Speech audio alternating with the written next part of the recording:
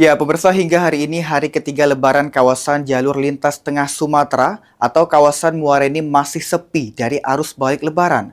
Antisipasi lonjakan arus balik Polres Muara Enim siagakan petugas gatur di titik rawan.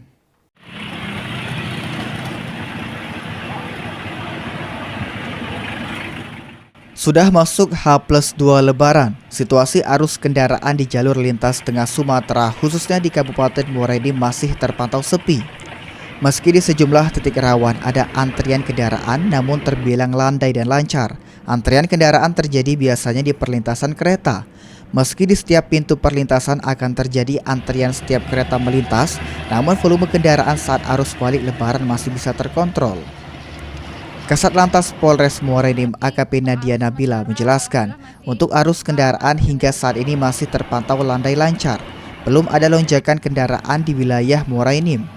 Namun untuk mengantisipasi terjadinya lonjakan arus balik telah disiapkan petugas jaga atur atau gatur di titik rawan kemacetan dan akan dilakukan pengalihan arus kendaraan, serta Polres Muara Enim juga memasang benar-benar himbauan dan peringatan di jalur mudik.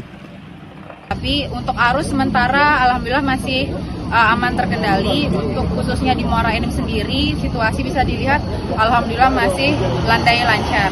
Tapi kita antisipasi apabila nanti terdapat lonjakan atau kenaikan volume kendaraan, kami sudah antisipasi beberapa personil nanti untuk melaksanakan gatur dan pengalihan arus lalu lintas melalui banner-banner dan himbauan juga dari media sosial. Dihimbau kepada para pengguna jalan yang melakukan balik mudik Lebaran untuk selalu menggunakan perangkat keselamatan berkendara, patuhi rambu-rambu lalu lintas dan saling menghargai sesama pengguna jalan agar perjalanan lebih nyaman dan aman. Mardiansyah, PAL TV.